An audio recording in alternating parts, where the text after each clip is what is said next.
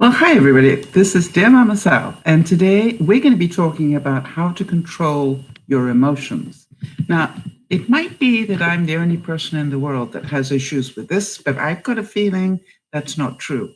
So, what I wanted to do today was to give you a practical example of where I needed to control my emotions, and I thought I would give you a step by step process as to how I did it.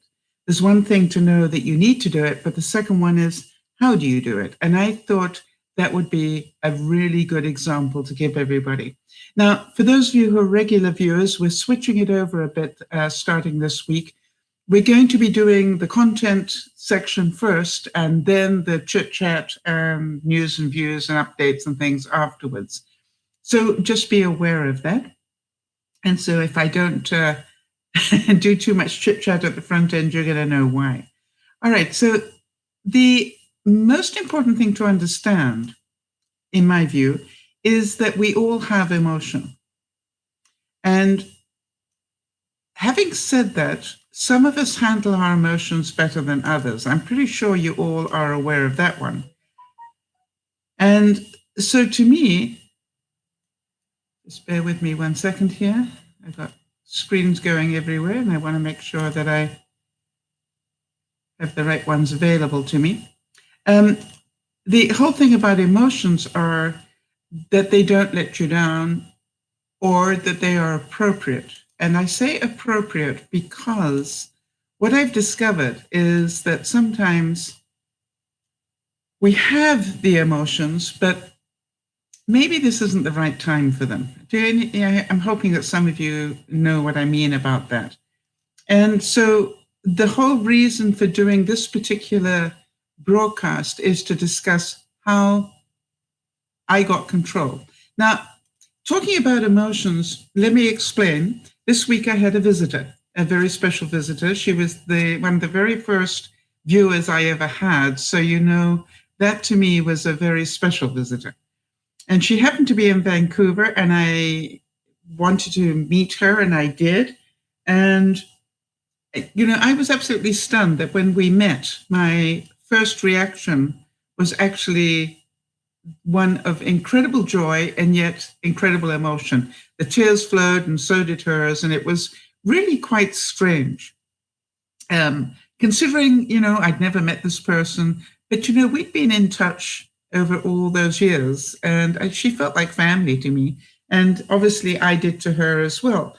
And so I realized that meeting her was one thing, saying goodbye to her might be a totally different one. And I really didn't want to be an absolute mess saying goodbye to her, because that I thought she deserved better than that. And the other thing was, I was going to have to say goodbye to her and then drive over an hour to get home. And I didn't think it was particularly safe for me to be driving with that sort of emotion flowing through my body. Right. So if everybody's got an idea of why I did it, and obviously this is a true story, and it happened to me just recently. So what I'm going to ask you to do is let me tell the story, and then after the story, take notes during it if you need to. Then we'll be discussing the process in terms of how it might affect your life, and also anything else that it brings up for you. As usual, we will be doing that because what we've discovered is when we discuss these things each week, different things come up for different people, and depending on where they are in their life this week. And so, you know, I've always said that we could hold exactly the same broadcast next week, and the feedback from people would be totally different. And here we go. I wanted to let you know that the first thing that I was aware of was about, I would think, about 10 minutes from the time that I was going to have to say goodbye. I really started to feel the emotion well up in me. Now, I don't know how emotion wells up in you, but I do know how it wells up in me. It's like it comes up from almost my bottom of my lungs in some way, and it starts to constrict my normal breathing.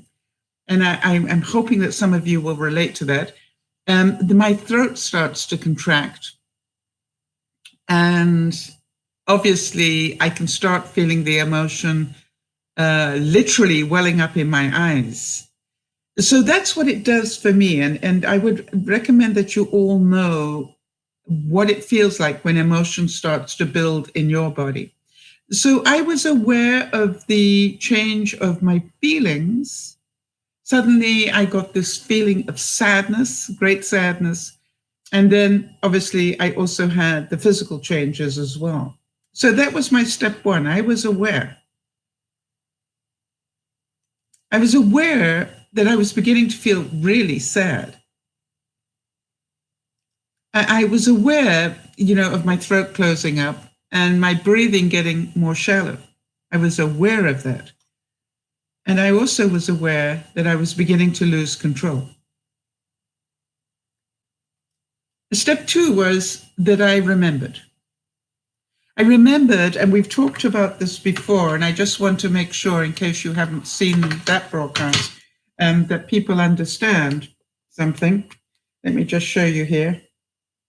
That if, I'm going to put this as a thought, if a thought is traveling through our brain, it needs to go through the emotional section of our brain before it can go through to the rational. All right, so just understand, I know that's the process, that the thought is going to travel through the emotional section and then into the reality or the rational side. Now, how long does this part take? That's the question. This part here takes as long as you allow it. And so some of you will know that, if you're caught in a fire, you don't spend a whole lot of time in emotion. You might spend a whole lot of time in terror, but most people will immediately go, I need to get out of here. That's your next thought. So that's the point. You don't sit there going, oh, isn't that terrible? I feel so scared. Da, da, da, da, da. You just, you go straight through there into the rational. I'm hoping that you guys can sort of relate to that. So that's what I remembered. I remembered that my mind was going through emotion on its way to the rational.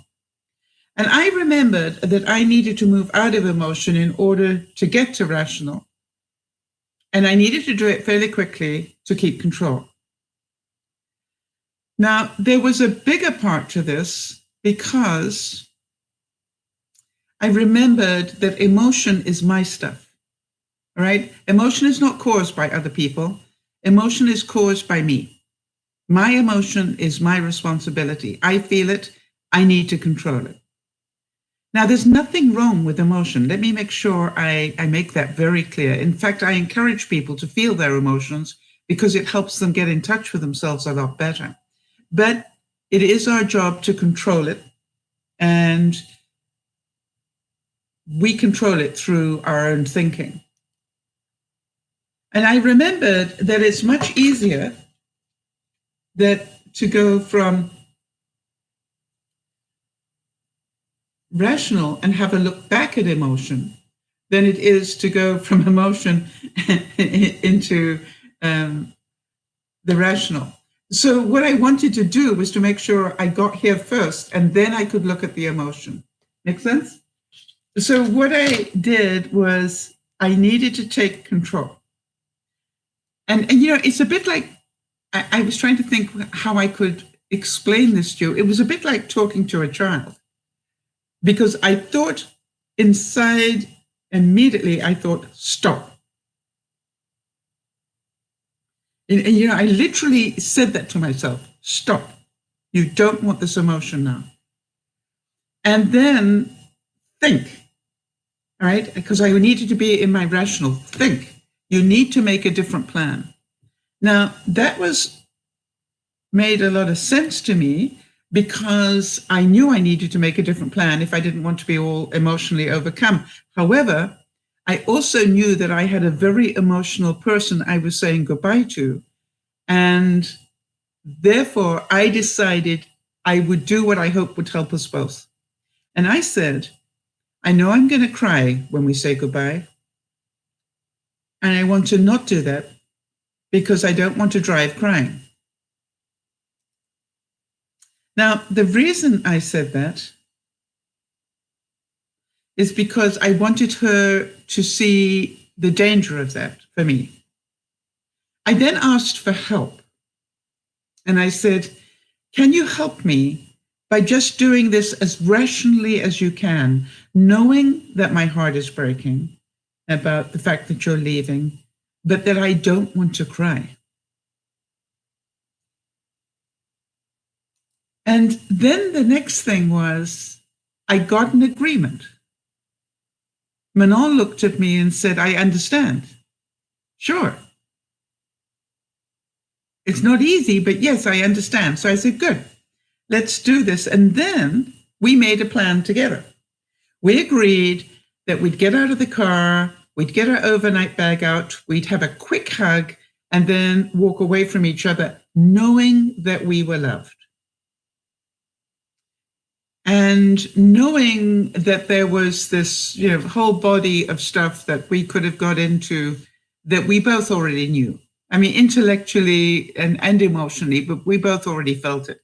It was incredible. So then we hit a bit of a snag because, life gets in the way. And the snag was that Manon then handed me an envelope, which was obviously a goodbye envelope or a thank you envelope. I wasn't quite sure which. And then I had a problem because now in Canada, I don't know what is the polite thing to do in your part of the world, but in Canada, it's polite to open it while people are watching. It was a major problem I had when I first came to Canada because in Europe, it is impolite to open it in front of somebody for fear that your face might show your disappointment or whatever. So, but in Canada, it was important that I open the envelope.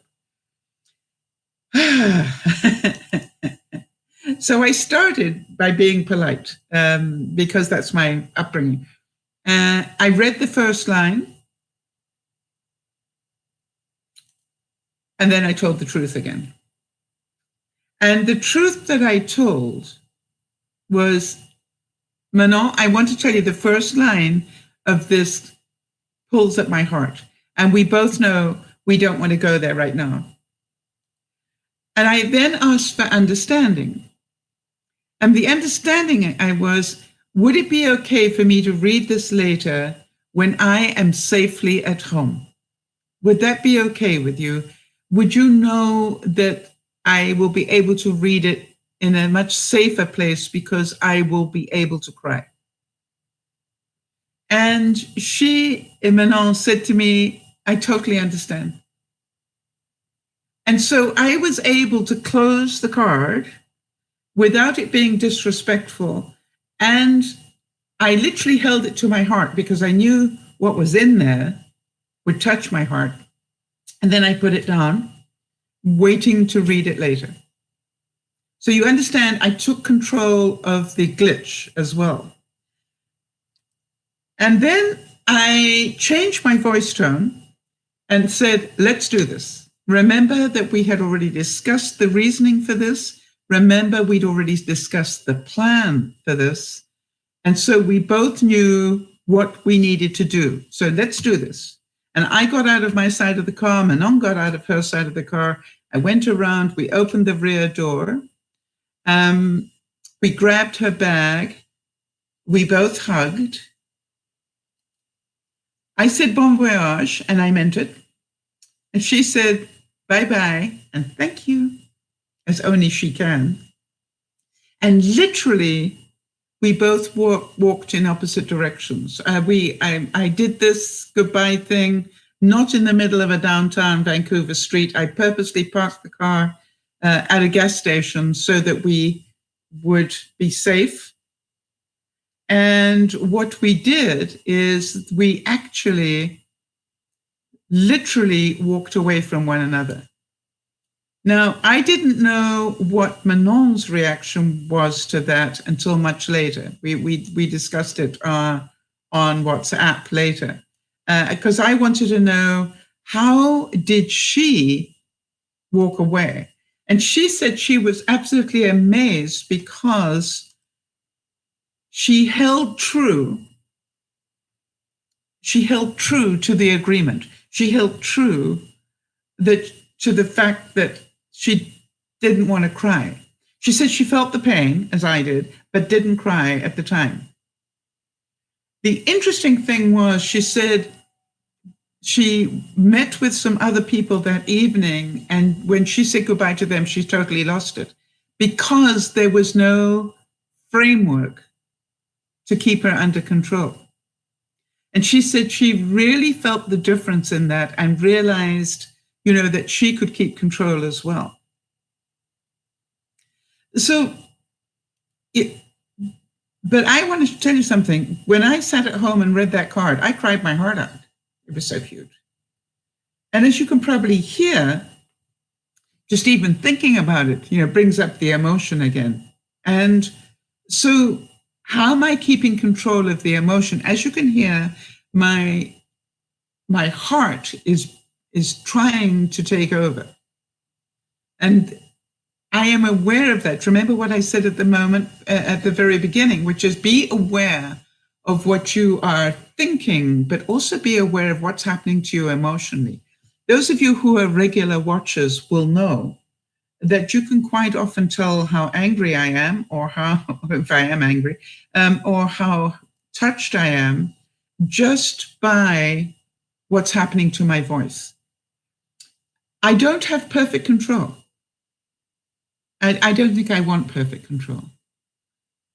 But I agree with you, that Emma, that, I want to have enough control to be able to not put myself at risk.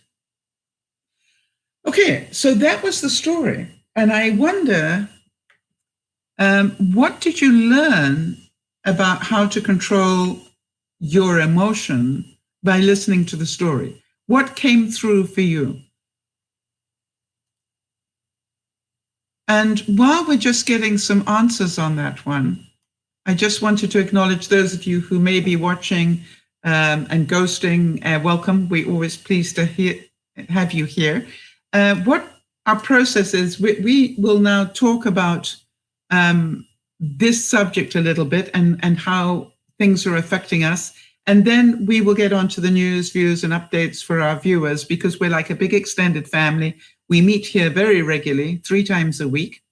And so what I want you to know is that we all have emotion.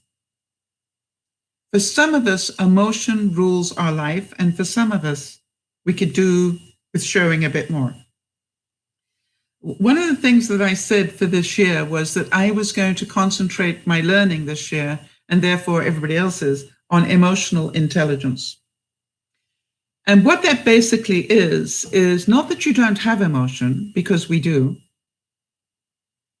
but how to use it appropriately. And using it appropriately is really what we're going to talk about. All right, so Jody's answering here. Let me just get that answer up for myself.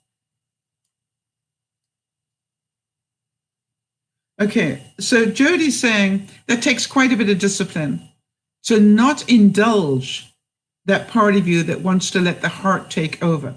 Yes, it's about keeping it in balance. Did you feel that the way that I worded it lacked love? I mean, that's the point that I wanted to make. The fact that I said to Manon, okay, this is what I need to do, and this is why I need to do it. Do you think that was, I don't love you enough to get emotionally upset? All right, so Emma's saying that I've always been closed to my emotion for fear of being judged. But to look at it in the perspective of helping somebody else, that thought was jaw-dropping for me. Yes, And I knew, Emma, the reason that I did it is I knew about the fact that Manon would see the logic of that. All right. She would see that it could be dangerous for me to get as emotionally upset as I obviously wanted to be. Yes, Sophie. Thank you. Sophie, the intelligent part, the emotional intelligence was I didn't just do it, I explained why I was doing it. You remember that we had the broadcast last week about that friend of Manon who had let her down. And my question was, seek first to understand, ask why. It's not normal behavior for somebody to say, I can't wait for you to reach my town. And this is what we're going to do together. And then when you get there, that they drop you like a ton of bricks. That's not normal behavior. Therefore, something had happened in her life that Manon didn't know about. And that's what it was that I was trying to get her to find out. I said, I would tell the friend to really know that you were concerned about her, because this was not normal behavior and therefore something must be wrong. And it turned out something was horribly wrong. She had family in Venezuela that were dead scared because of what was going on politically suddenly. And all her mind was concentrated on Venezuela. She didn't, how many of you can relate to that? Well, you don't have enough room in your mind to deal with the next thing. Right. And you know something, Emma? Emma's saying here, for those of you watching on the replay, Emma's saying, as a mother, I could teach my son so much with this method. It's taking the reins for both of you. I love it. Thank you, Emma. That's what I hoped. I hope that some of you could see that telling the truth at the front end as to why you were not going to have the usual emotional reaction, all right, was going to help. So now what I wanted to do was to talk, if we may, a little bit about where and how. Yes, Sharon saying she understands that completely. All right. So you understand that both sides now came to an agreement. Do you understand that?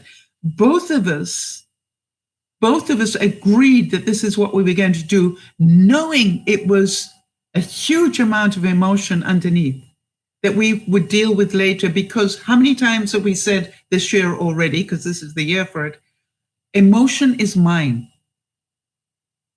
Emotion is mine. I am responsible for it.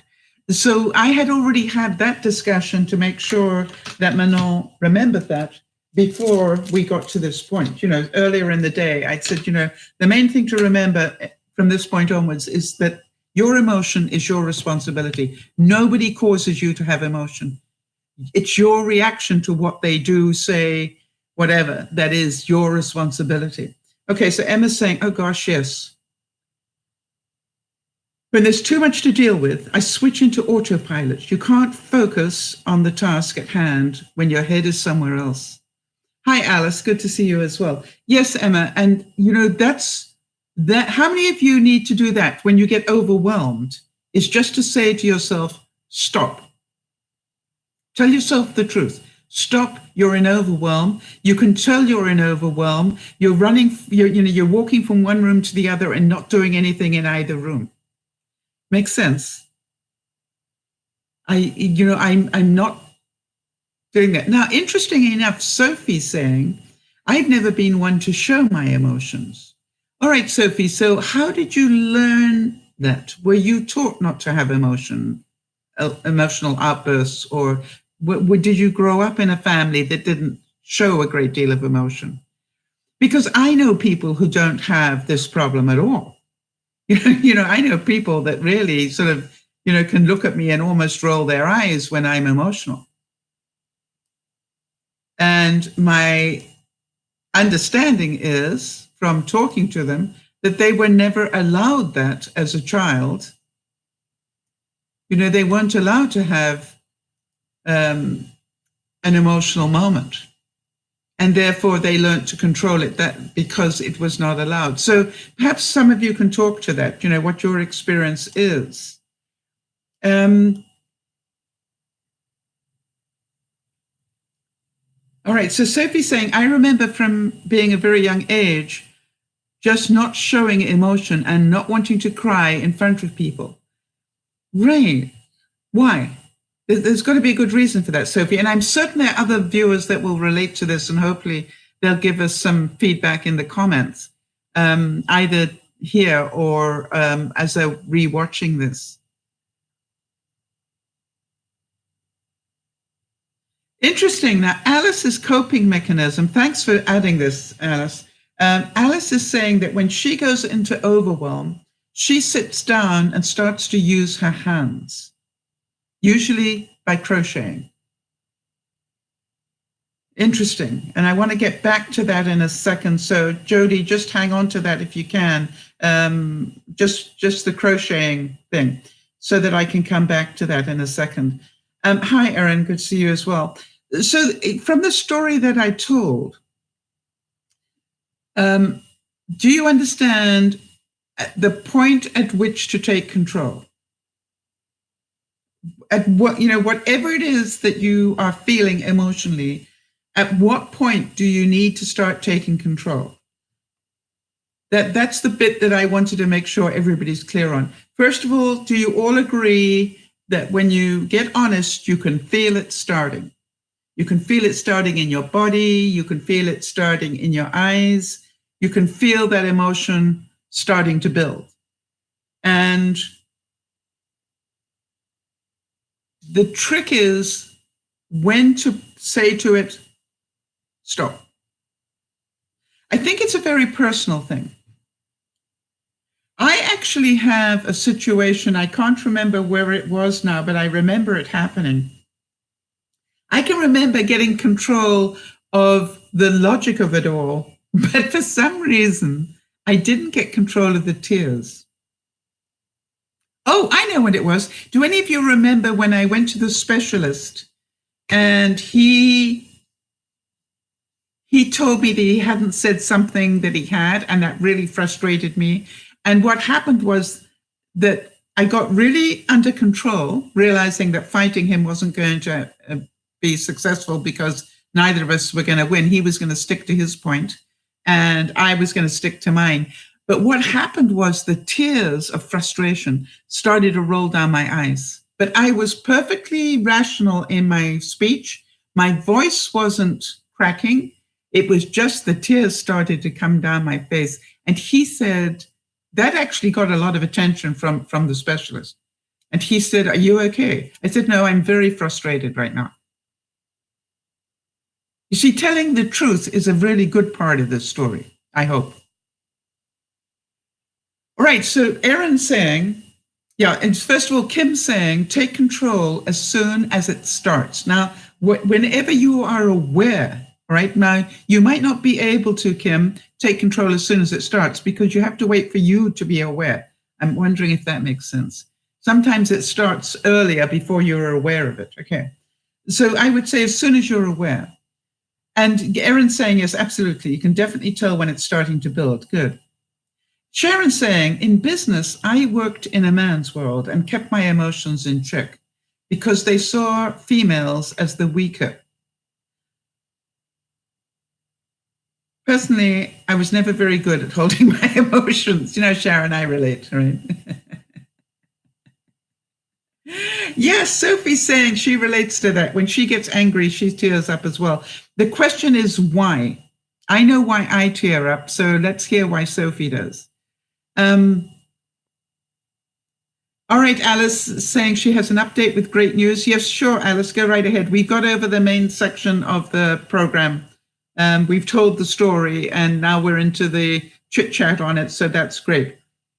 All right, so Emma's saying too much emotion is almost like a switch. I believe it's all okay. My brain turns off until I'm alone, and then the pressure builds like a hot kettle, and the floodgates open. So what you're doing is you are dealing with your emotion, Emma, which is your stuff, on your own. And in a way, I think that's healthy as long as you are processing it correctly. Yes, Sophie, I want to tell you, Soph, you and I both, right? Sophie's saying, I feel like it's an overwhelming feeling of anger. It just comes out in tears once I'm alone. My problem is sometimes it comes out in tears when I'm not alone, but funny enough, I can talk. And Sophie, I mean, you know me pretty well. And you've probably seen it happen on a broadcast or two, right? Where I can continue to talk. But those of you who know my body language really well, and some of you do, you will know that I am really struggling with keeping my thoughts under control, because what I'd like to say is not coming out, but it's there. Do you know what I mean? And so I wondered whether any of you can give me some feedback. What do you see happens to me when that happens? All right. So now, yeah, Emma's saying that when the floodgates open, it's a relief. It's like washing away weeks worth of stuff, right? And Erin's saying, when I get angry, I tear up, but I think for me it's different because I can't physically do anything about it.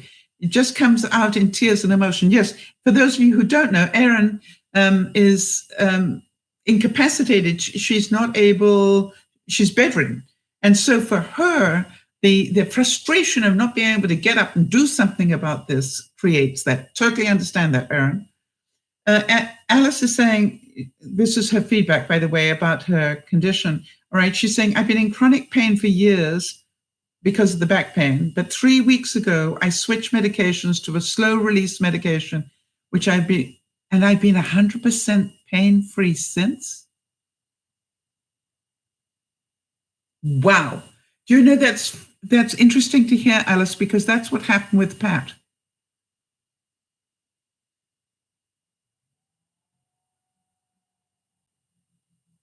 That is really good to hear. I mean, from the bottom of my heart, I am so happy for you at a level that, I really am, because there's, pain is a horrible thing. And, we got enough people in the room who know about pain. It's so surreal. All right, now be very careful what you say, Alice. All right, and if I may say this to you, don't say things like, I can't believe I'm out of pain, or I can't believe, believe. Do you know what I mean? Don't turn it around, because I found the universe has a way of, I would also be praying that your body doesn't get used to this drug. You're starting to get your life back. I am so happy to hear that. You deserve that. You are a very strong human being, Alice, in so many ways. And you have the ability, and I've been lucky enough, for those of you who don't know, I've been lucky enough to meet Alice. And what I found was that Alice has an incredible ability to compartmentalize things. I don't know if any of you have got that ability. So something can be happening to Alice, and she can stick it in a box, close the lid, and deal with it later. Can any of you do that? Which basically, Alice, is what I did with Manon. All right, I took the emotion, hers and mine, and I stuck it in a big box and I put the lid on it. And so, but when you're in pain, this now changes the whole ballgame. And so I would like to hear from those of you who suffer from chronic pain for whatever reason. Do you find that when you're suffering from chronic pain, your ability to control your emotion shifts? That's what I want to know. Or, Alice, were you able to still keep control of your emotion even though you were in all that pain?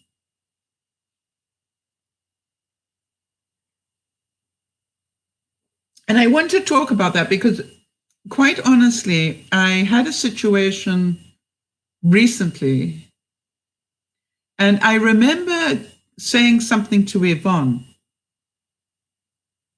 And I said to her a couple of days later, I'd like to apologize for being a bit snippy with you a couple of days ago. And she said, oh, I totally understood you. You were in a very difficult place because of. And I said, no, that doesn't excuse it. The old me would have taken that as the excuse. The new me says, I am responsible for keeping control, and I'd like to apologize. I was snippy. Do you understand the difference now? I'm owning my stuff. Okay, Alice is saying, Sal, you met me before I hit the floor with stress. I know that. I can't hide my emotions now, even if I got paid. All right, Alice, that's what I wondered. And Erin is saying, I have some really good news. I'm doing well enough and probably weaned completely off the steroid things. I'm finally starting to respond the right way, and I'm currently on, wow. Now you just have to watch your blood sugar from getting too low. Wow, that is awesome. You know something, Erin, you deserve that too. Jody, I wonder if you could make a note about Alice and Erin, just so that after we finish the broadcast, I can put that up for the people that were not able to see the news. And by the way, where are we here?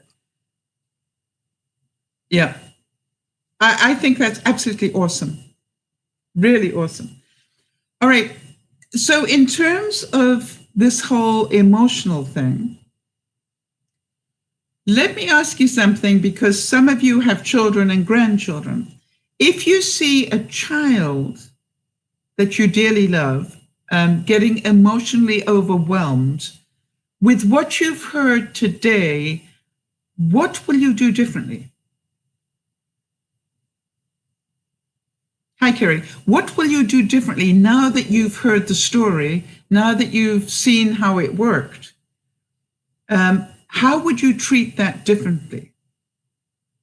And for those of you who don't have children or grandchildren, how about if you were in an argument with a significant other, your husband, whatever, how would you deal with it differently?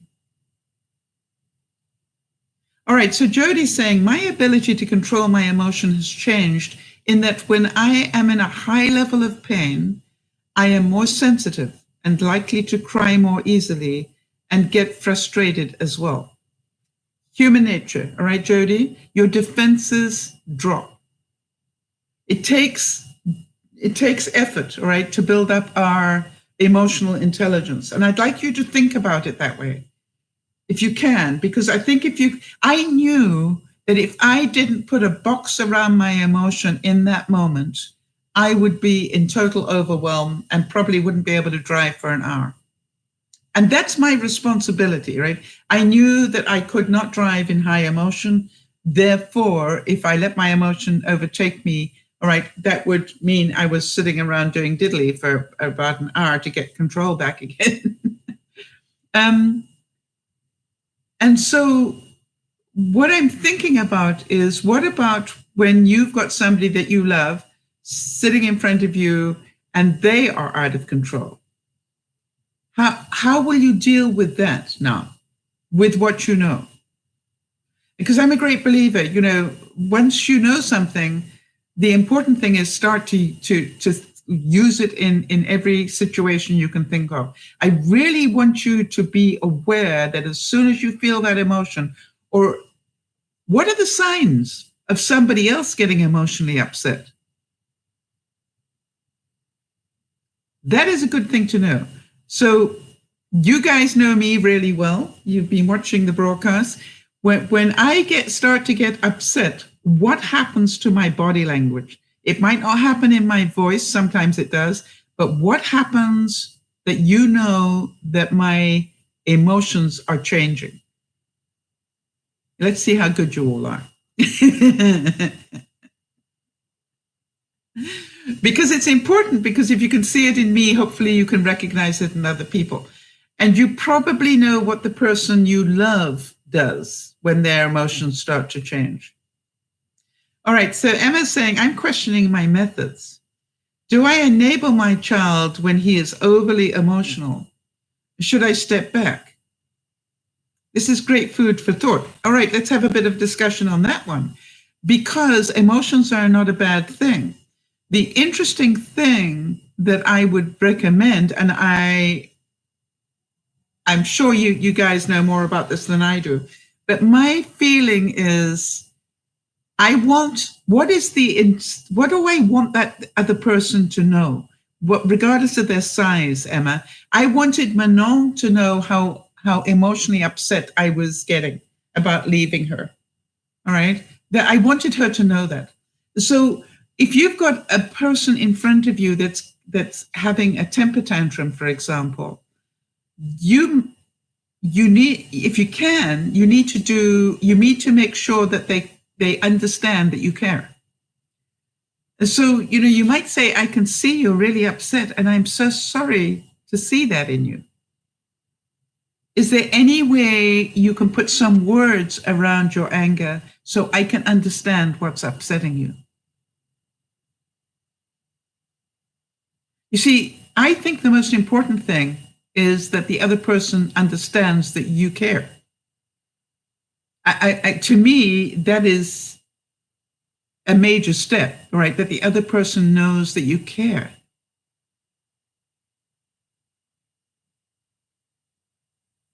And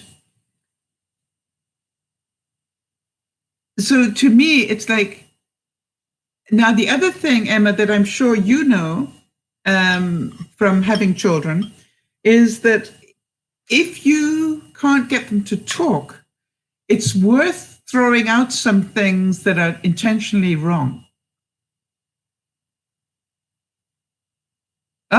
Jody's saying, this is interesting, Jody's saying that when I start to get emotionally shifted, that my eyes change. If I've got a pen, I click it more. Or I fidget more, all right, with my hands in different ways. All right. So, that's, you see, that. How do my eyes change, Jody? This is important because the chances are you all know about this in a different way.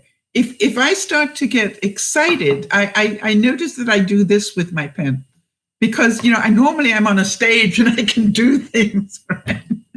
I can let go of some of that energy that builds in me. But people have said to me that when I get upset, yes, Sophie's saying that she can hear the emotion in my voice, right? And that's the most difficult thing for me to control is my voice in some ways. Although, in some ways, my voice is the greatest gift I was ever given. No, some ways it was, I believe, one of the greatest gifts I was given.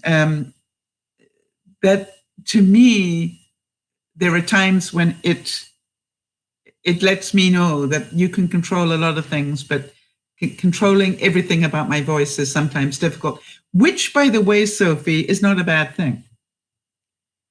For example, I literally have been on stage in front of thousands, tens of thousands of people and telling a story, and my voice told the story underneath the story. And everybody in the room felt it. And the reason I know that is because they came and told me that. It was like, wow, when you were telling that story about so-and-so, I could really feel the pain. And the reason they could feel it is because I didn't hide it. Yes, exactly. It's not a bad thing. I believe it's the most honest thing in a way, Sophie, if that makes sense. So you remember what I was saying? I think the reason that it worked so well with Manon is I was absolutely honest with her about the reason why I didn't want to get emotionally upset. And I didn't want her to be, because she was about to cross a very busy street. That's interesting. Jody says that when I get upset, my eyes widen with emotion. And I'll fidget with my ring or I scratch my hand. For those of you who don't know, I have psoriasis on my hand. And I'm inclined to, Actually, I find that I do this when I can't get the words out fast enough. I don't know if you've noticed that. It's like I'm trying to, I don't know why that is. I'm trying to get the words out faster. And so I've noticed that when I get frustrated with myself because the words are not coming at the speed I want them to, it's almost like I'm trying to hurry them up. I just wanted to know from Alice, about the crocheting. I want to go back there because I think it's interesting for everybody to be aware. When you get into overwhelm, what do you do? Do you actually talk to yourself and say, stop, you're in overwhelm? How many of you do that?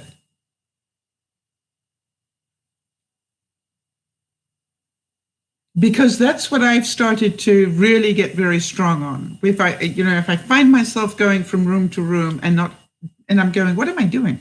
I go, stop, you're in overwhelm. If you were going from room to room, you've got too much on your brain because when you get to the room, you can't think why you're there. Either that or I'm totally losing it. And so then I stop. Now, it's interesting that Alice says she then sits and crochets. Why is that a very clever idea? Now, you're probably saying, if you're in overwhelm, why would you stop? You're obviously very busy if you're in overwhelm, but it's actually brilliant. And the reason that it is brilliant, remember what I said many times before. If you're having an anxiety attack, the best thing you can do is to start counting. Count the number of tiles on a roof, or count the number of cars, that you're doing. Count the number of, tiles in your ceiling if you've got tiles. I don't, but, if you happen to have tiles, count the number of planks of wood in your floor. Do something that requires counting because it will slow down your brain. Now, crocheting is a very interesting thing because you have to, although if you do a lot of it, you probably do it subconsciously, but what you're actually doing is slowing down your brain and getting it into a rhythm again. Would that be true, Emma, that you have a sort of rhythm that you have when you are crocheting? You know the rhythm? Do you know what I'm talking about? It's like the same as you have a natural tension when you're crocheting, you also have a natural rhythm to it. And really, the reason why it's, no, not Emma, sorry, this is Alice that does that. Alice, the reason why that is so effective is because you are getting back into the natural rhythm of your mind.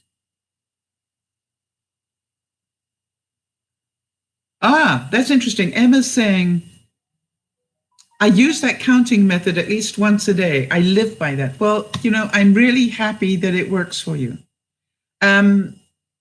Because to me, it's one of those little life hacks that a lot of people don't know. I wish I'd known it when I was a lot younger.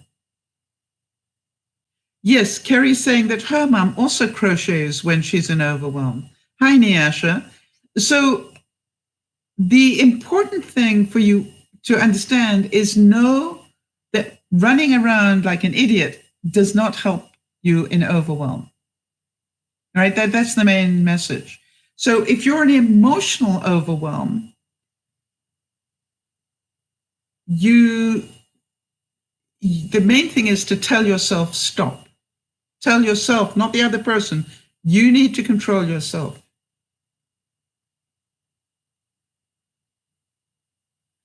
Interesting. Sophie's saying that she used to use the counting method when she was struggling to go to sleep. How many of you were taught, count sheep if you want to go to sleep? And, it's really a good idea. I don't know if you know that, Soph, is to get the sheep or whatever to go more slowly. Actually control the sheep to go more slowly, because then you literally are forcing yourself into that. I used to teach people how to meditate. And one of the things about that, Soph, is that I would always start them by walking down a staircase. All right. And literally get them to slowly walk down a staircase. Emma saying she was having a panic attack, and then she remembered what she'd learned. Hey, wait, Sal told me, think or say out loud random numbers. I was skeptic. Of course, I meant you, right? But geez, panic was gone. You see, wow, Sophie, in order to go to sleep, would count backwards from 100. How many of you are going, on a good day, I couldn't count backwards from 100? It requires the opposite. It's interesting. You know, Soph, I always knew you were interesting. Carrie's saying she counts her breaths and she breathes deeply and then tries to focus on something else by touching something. Yes, touching is another good thing. Or listening to music. Why would listening to music settle you down? Listen to the beat of the music. Yes, because it's getting your mind back in rhythm. I just need to get rid of this top. So can you all understand? Yes, it's like a grounding. I'm stuck, but I'm not going to overwhelm. All right, so in terms of this emotion, so I want to make sure we've got this really clear in our minds so we can work on it this week, right? So when you feel that emotion, not nice to laugh at me when I'm stuck, Em. When you feel that emotion start to rise, do you understand? Tell yourself, stop. Take responsibility for yourself. Yeah, Sophie, I do the same thing. I put on CNN if I want to go to sleep.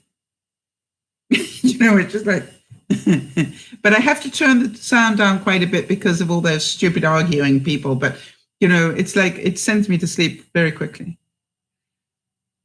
And so to me, in terms of, all right, do you all understand that as you feel that emotion, as soon as you're aware, because you need to become aware that the emotion is trying to take over.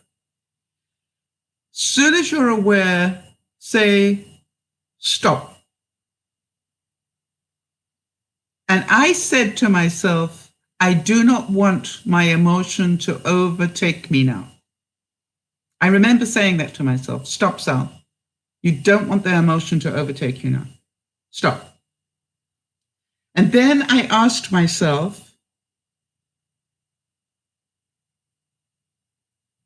Nyasha, you can, it's right at the beginning. I'm now doing the important bit right at the beginning of the broadcast. So you can catch up later.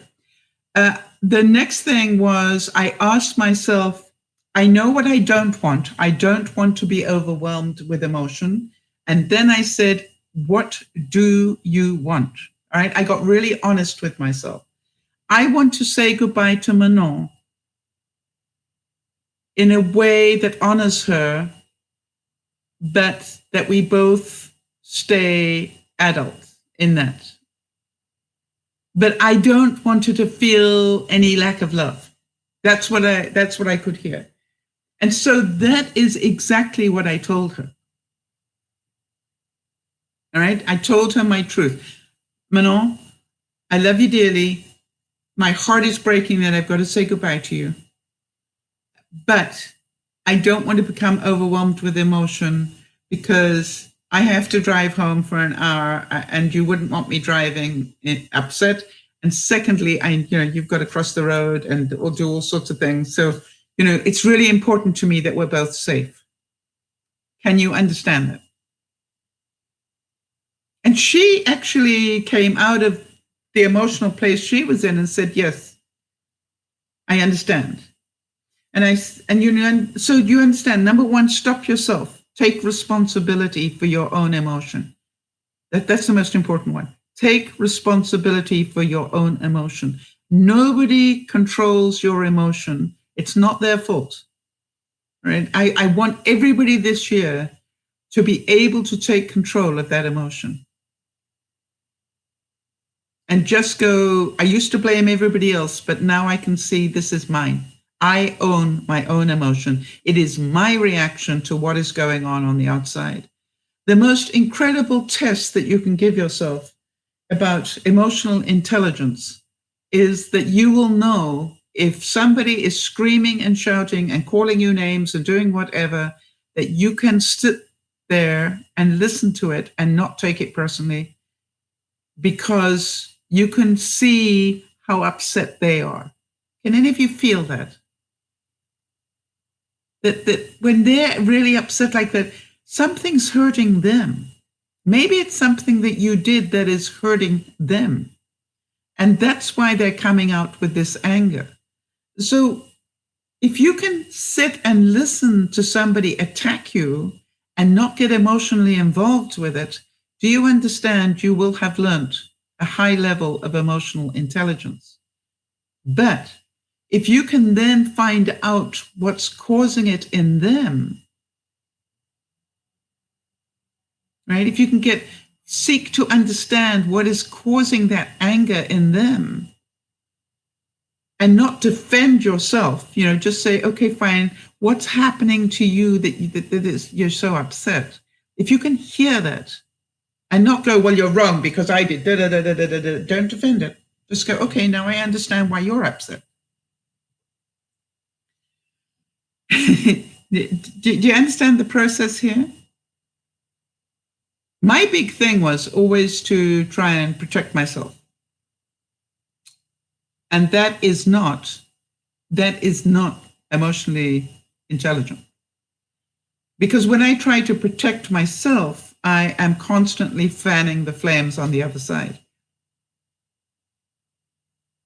Constantly I'm fanning the flames and making the whole situation worse, not better. So it is actually more constructive to be able to say, well, and I try and do this with people. I go, obviously we are really upset. And I don't want to be arguing with you because I love you.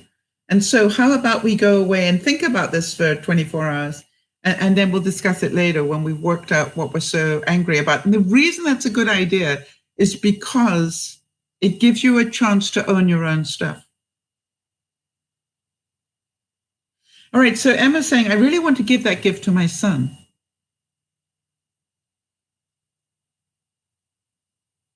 Yeah, you had the emotional intelligence of a 5-year-old. Yes, and I want to tell you something, Emma. There are a lot of adults that still have that. And that's what I'm doing. Niesh is saying, but I want to know how to avoid it. Dad typically does that to me and watch me too sharply. But how does one not get offended by that? Okay, and we're going to do more work on that, Nyasha. That's what the whole year is about, all right? We're doing all of that the whole year. So just, I wish I could give you a quick pill and said, take this pill and it'll all be better. We're working on it bit by bit because you need to understand what upsets you about what he says and work with those individually. Kerry's saying, I do that, Sal, one step outside of myself and ask why somebody else, why they're upset. And I try to react rationally instead of emotionally. It takes a bit of learning, Kerry, so well done that you're doing that, okay? Emma's saying, not that I felt I had to apologize for being an emotional person, but learning to control it could have been everything for me. I agree, but you're learning it now, Emma, so you can teach it to your son. Niesh is saying his looks doesn't really upset me anymore, but still how to not get offended. Okay, and as I'm saying, all right, so the way not to get offended, I read a really interesting story yesterday, and it was about a son, a grown-up son, who was asking, how do I cope with my bigoted, irrational, and stupid father?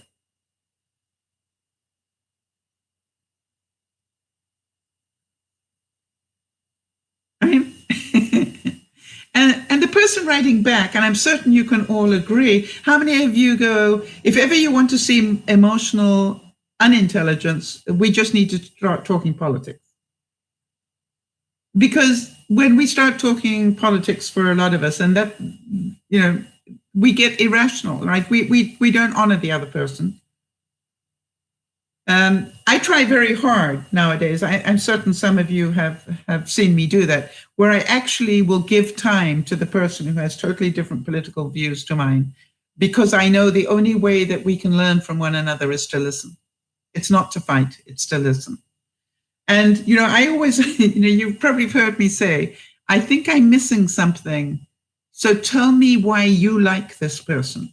I want to understand why you like them. And, if you can do that, you have, give yourself a bonus point for emotional intelligence, because what you're doing is you're trying to find out how the other person thinks.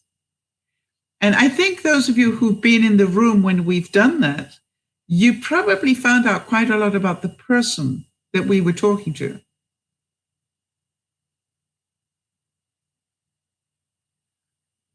Right? So, okay, Kerry, wish you all the best with that headache.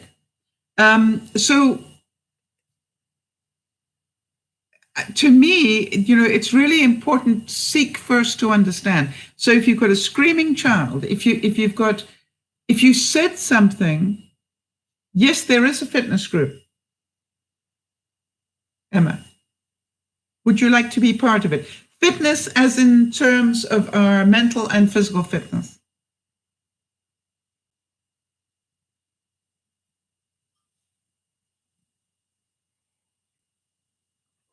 Okay, so here is the thing. Okay, Jody, please make a note.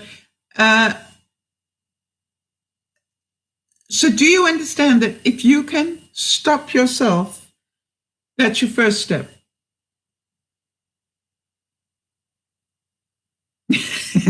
Like yes, that's a 5-year-old emotion. That's so cute. Or did you feel that, how come I didn't know about that? I wanted to ask, for those of you online, I have lost just under 5 pounds this month without dieting, with eating things like super frosty ice creams nearly every night, with doing all sorts of other things that apparently are not normal. And I wondered if that I'm starting to write that. And if you'd like to be sent the link to that, make sure you're on the, subscriber list.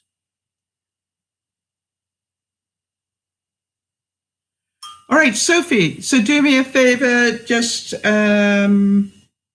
do it on Messenger. So just send me your Messenger name.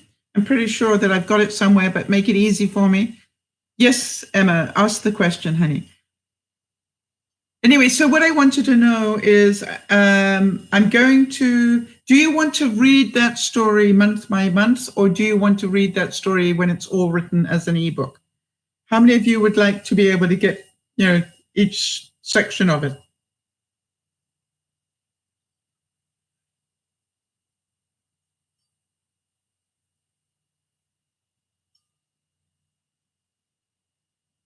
Yes, Messenger is on Facebook.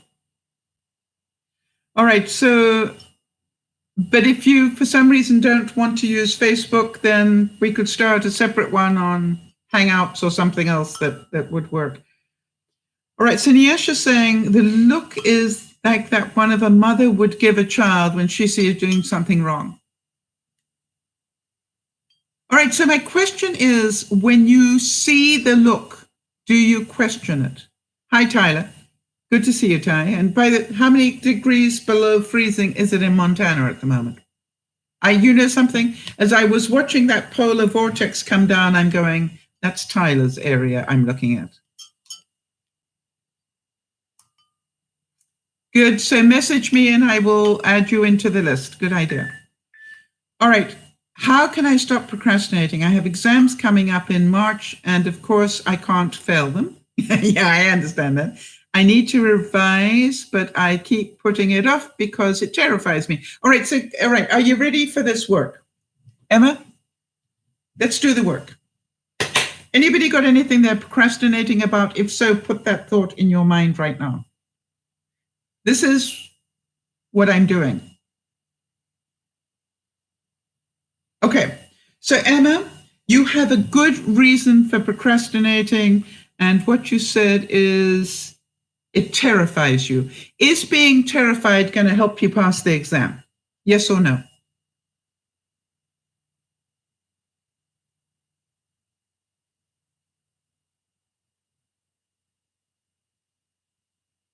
So, Sophie, what are you procrastinating about? Just give me one. Okay, so you agree, Emma, being terrified is not helping you pass any exams, all right? It is an emotional thing. Not a real thing, it's an emotional thing. You're doing it to yourself.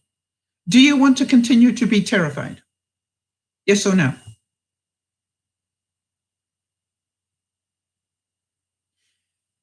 So if I said to you, "Oh, I want to do X, Y, and Z, but I'm terrified," it's like, what are you going to tell your son if he tells you that he's terrified?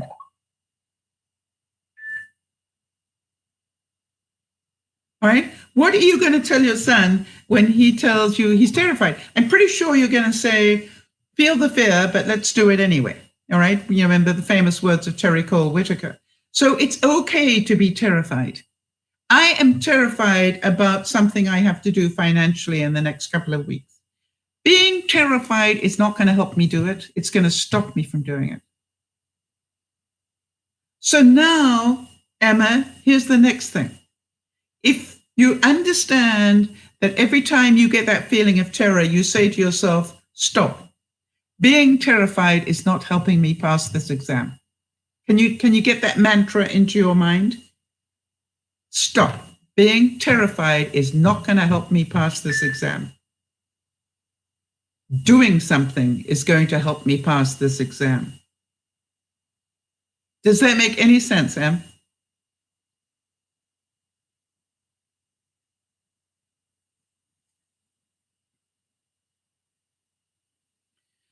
Now, here's my next question. If I paid you $1 million to find enough time to revise that document of yours, would you be able to find the time?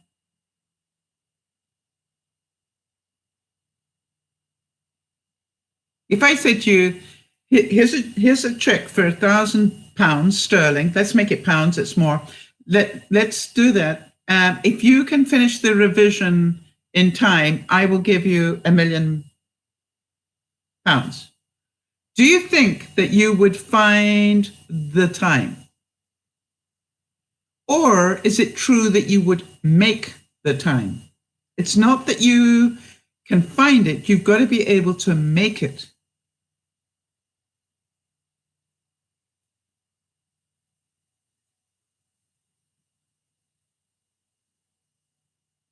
All right, so now Emma's putting up a very good, honest answer. Love the honest answers, Emma, because then we can help you, right? But it's physics, and I have never studied physics, even in class. We have 1 month to prepare. Who do you know that's good at physics?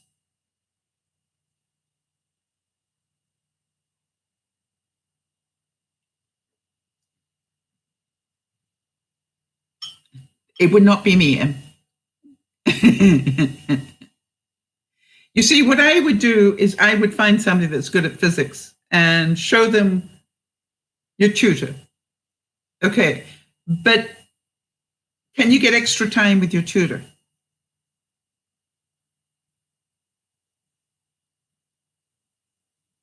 Yeah, don't get a tie either. Right. All right. So you were going to ask, but no. All right. Finish that sentence. You were going to ask your tutor, but what is the but? Scared that he would think you were stupid, or what is the end of that sentence? I was going to ask my tutor, but I'm still not hearing the end of the sentence. Really important, people. All right. Do you understand what I'm doing with Emma? Trying to find the truth of what's stopping her. Because whatever the excuse is, Emma, it's not going to help you pass the exam. She might think you're not ready. Is that the truth? Because you obviously don't think you are. You see, I would go in with a different way. I'd go to the tutor. I've done this, Em. And let me tell you a story of something that happened to me. When I was, I think it's snowing. Wow. What I did was I needed to pass an exam of some sort to be able to do something I really wanted to do. That's called high motivation, right? And what I did, and I was at college. And what I did, is I went to the principal of the college, because that was the best person I could think of. And I said, listen, I need to pass this exam within 2 months. And I am way behind the 8 ball on this. So what I want to do is I want to attend every single class that is given on this subject from now until the time I have to do the exam. And regardless of the fact they're way ahead of my knowledge, I just want to understand it. I want to be around people who understand it so I can ask the right questions and things. And the most amazing thing was I went from being this, if you like, this level of knowledge. I started to attend classes of people that were at this level of knowledge. And guess what started to automatically happen? And the most incredible thing was 2 months later, I passed the exam with flying colors. Why? I had a totally different perception of it. All right, so Emma's saying, I have stuck 7 months of full-time education. And for me, with the heart problem, it's huge. And I'm proud. I don't want to fail when I work so hard. All right, so you're scared of failure. So you'd rather have a heart attack, all right, or do whatever. You cannot forgive yourself for not knowing it all immediately. Does that sound logical or intelligent? Is that what you would tell me if you loved me dearly, which I think you do, Emma? Would you say to me, Sal, I'd like you to really push yourself on this move. I want you to get totally stressed out, maybe have a heart attack or two along the way, just so that you can prove you can do it. Is that what you would tell me?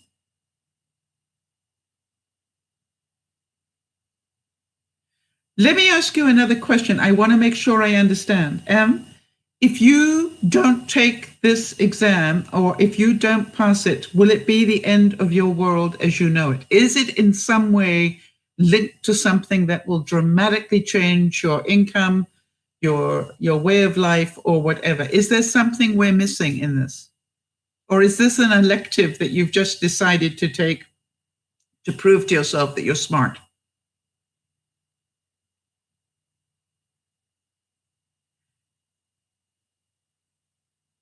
It's your last chance. Why is it your last chance? I know people in their 80s that have gone to university.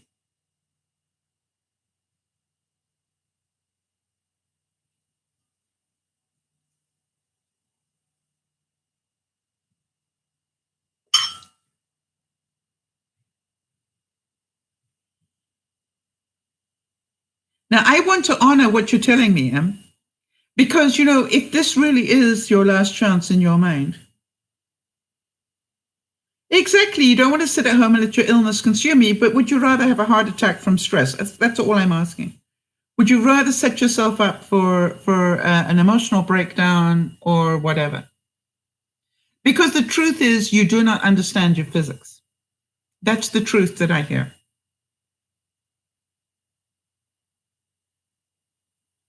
So to me, what would happen if you want to prove that you can do it, then get off your very large derriere and do the work required. Quite simple. And the way you do that is you make the time. The way I've handled, all right, the way that I've handled dealing with this financial thing that I don't want to deal with, every morning I start with what am I most scared of on this issue today? And what one step can I take? I start every day with it. So maybe you ask yourself, what one area of physics really doesn't make any sense to me, and let me study that section today. And let me find out if any of my friends understand this section. The main thing is you need to get off your mentality and take a step forward.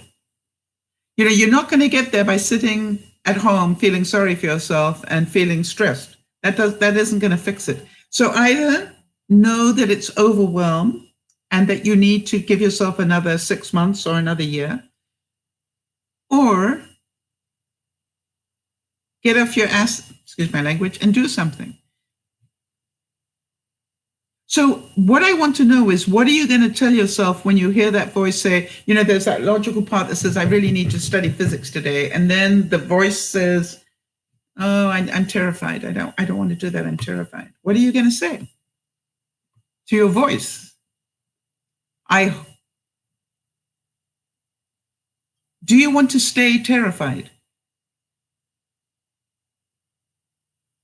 Okay, Sophie, big hugs to you, honey. Nice to see you. Thank you. I'm glad you enjoyed the discussion. All right, now more of the truth comes out. Well done, Emma. You're doing great work here, honey. This is why we do this, all right? Thank you for sharing this. Emma says it's just so embarrassing being in a room full of 16-year-olds, and here I am, 29, not knowing half of what they do. All right, Emma, another story for you. When I was in my 30s, I decided to join a dance group.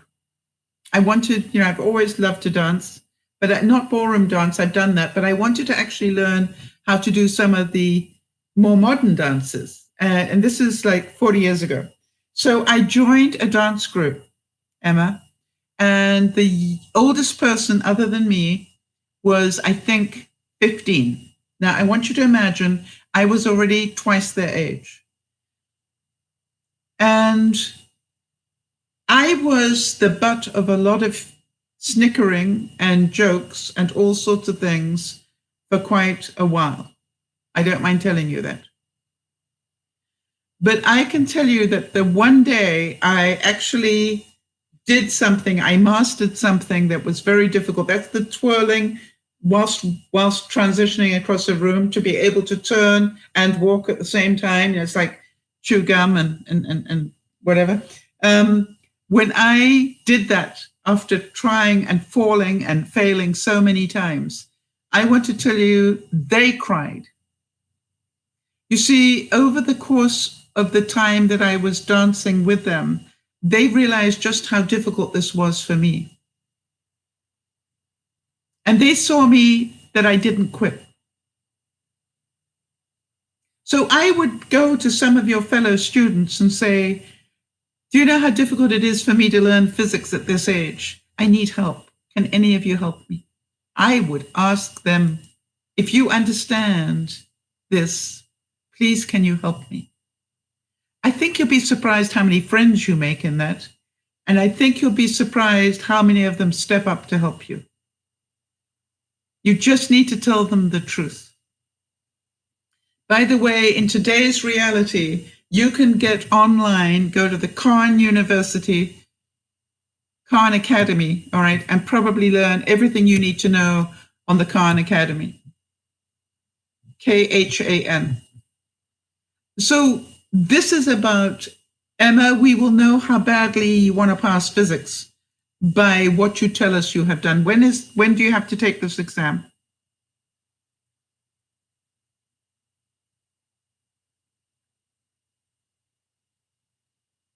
And by the way, Emma, I do need you to know that those young people, once they realized I really wanted to learn how to do this stuff, they went out of their way to give me their tips on how they did it. And it was because of the help they gave me that I was able to do it. And, as I finished it, I screamed with how many of you can see me going, I did it, and they all felt it. All right, so Sharon's saying, I was your age or older when I went back to college. I kept reminding myself that I was doing it for myself and my family. And we learned from each other, yes. March 1st. You've had every assignment in weeks before they are due, but I've never studied physics until the mock exam papers came in today. I'm panicking. Of course you're panicking. This panicking going to help you. How can you go from 0 to 100 on a subject like physics and expect to pass within a month?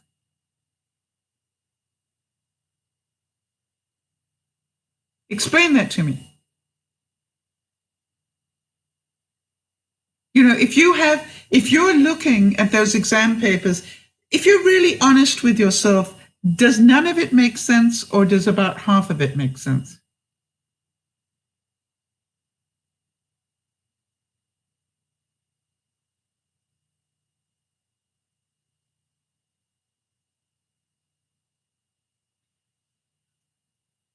See, on the science part, you scored very well, okay? So, okay, on the physics side, you're quite right. You can't even spell it, never mind do it. All right, so is it unrealistic for you to want to pass this exam in a month? So my question is this part of another course, presumably? I would go to my tutor and I tell them the truth, right? And say, this is my problem. I'm trying to, get this qualification. I just got the test papers in and I realize I am so far behind the 8 ball on this. But I do want to tell you this, Emma, that when I wanted to be a radio ham, they had, like second year university math, and I had never done that level of math in my life. And I knew if I wanted to be a radio ham, I had to pass that exam. And I want to tell you, I did everything I knew. I brought in private tutors. I sat with people who knew what they were talking about. I literally had no ego attached to it.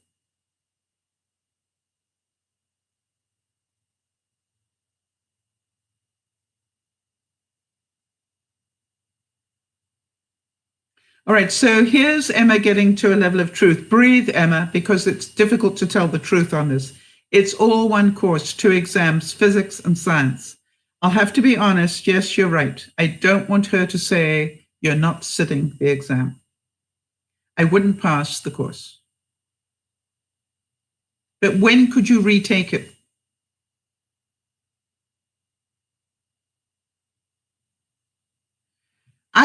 I don't think there's any shame in that, Emma. I've got to tell you something. It's not, if you told me you've got 6 months to do it, I wouldn't be nearly as concerned. You can take it again in May. Are you serious? That soon? Do you think you can learn physics by May?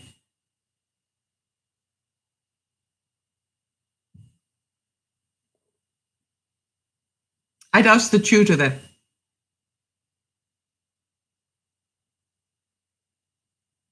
Now breathe. You now get to make a choice, Em. This is what I do to get myself out of overwhelm.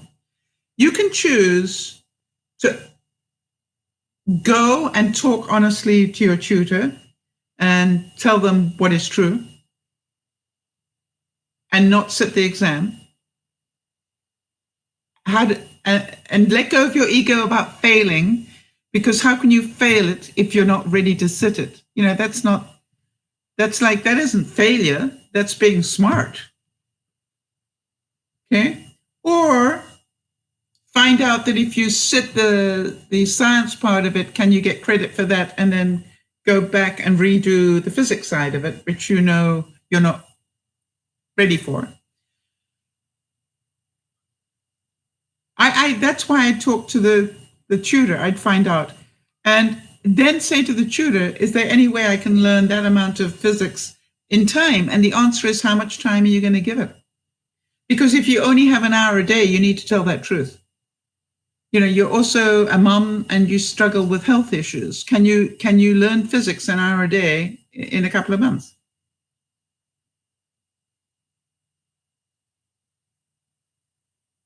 I want to give you a hug.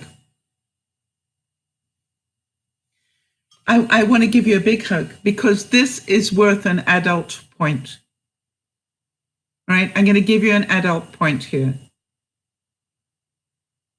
Do you understand the emotionally intelligent thing to do is not to absolutely overwhelm yourself and set yourself up to fail? Why would you do that? You know it's not a case of that you haven't done the work. You just haven't done the work in physics because you never understood it. So I think it's time for you to start understanding physics, and the way you understand it is start getting... Oh, Emma. Oh, why don't you beat up on yourself a little bit while you're at it, right? That'll really help you pass exams. All right, Emma, this is what I believe. I believe that when the student is ready, the teacher will appear. All right? That the reason you haven't been able to see it up until now is because you weren't ready to. Yes, look at this, setting myself up for failure only to wallow in it when it happens. You just grew up. Welcome to adulthood. And I would go into my tutor as an adult and go, you know something? I'm wasting your time and everybody else's by sitting in an exam that I know I am not ready to take. Right? That is not intelligent, and it's a waste of people's time. I don't want to do that.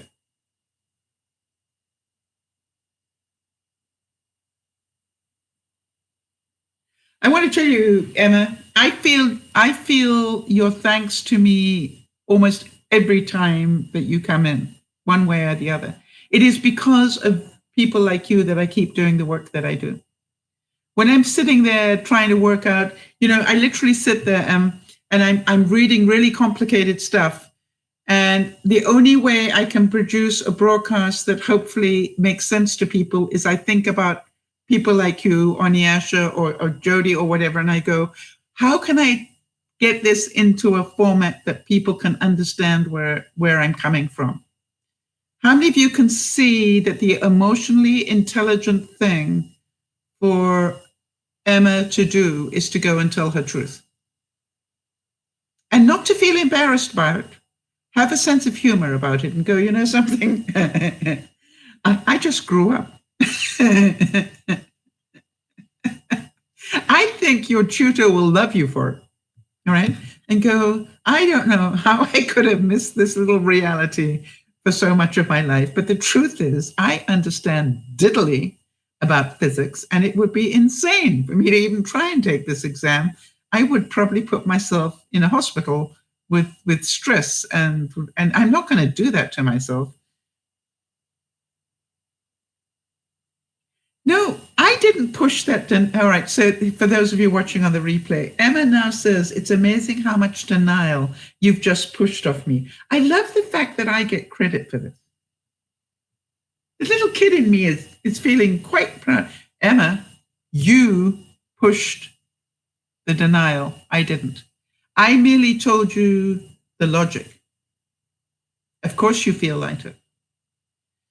Emma, you know, somebody recently said to me, are you still looking to move because you've been at it for a year? I heard the judgment, but you know something? I have done this at my pace, Emma, not somebody else's. I knew that if I tried to push myself too hard, I would put myself into all sorts of stress I don't ever want to go into again.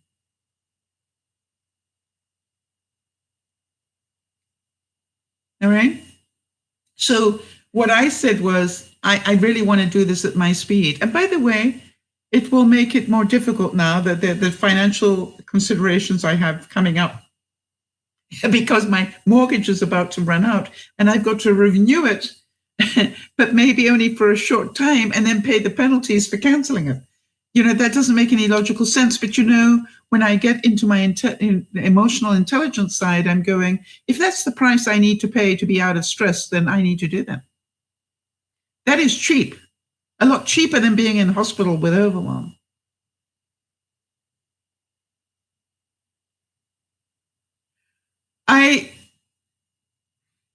I hope and pray that you can all see that this is a work in progress. All right. This whole business about emotional intelligence is something that we're going to spend all year discussing in different ways. And I'm going to keep coming up with these case studies so we can look at it. I wanted to just let you all know, for those of you who know Judy, just that it's her birthday tomorrow. And that those of you who are still in contact with Jenny Genjin, it's her birthday on the 15th. And Coco, for those of you who go back as far as Jenny Genjin and Coco, it's hers on the 18th. So if any of you have got birthdays coming up in this part of February and we haven't mentioned it, please let me know so that we can add you to the list. That's a really important thing. Just very quickly, I want to do a couple of quick quotes before we close, but what I wanted to say is that in terms of news, Kerry got her new job. I don't know if Kerry's still in the room, but Kerry got her new job, which is really exciting. Becca, I'm not sure. I know she applied for a job at her local hospital, and I don't know. I'll have to get hold of her and find out whether she got that job or not. Wonderful news is Lauren is home, out of the hospital and home. Yay. Now the trick is to keep her quiet enough that she doesn't end up back there again. And then Manon made it safely home to France. And for those of you who were concerned, and I know some of you were, after seeing that one video where Manon was trying to help her puppy with the heart problem, they managed to get the right medication to the puppy. So that was awesome. I just wanted to make sure you had that update.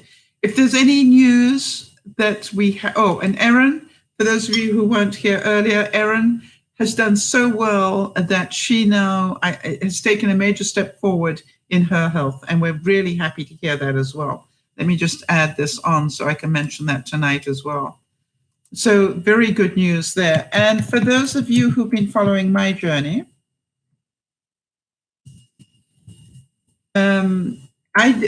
Yvonne came up out of nowhere last night. For those of you who don't know, I was recently diagnosed with diabetes.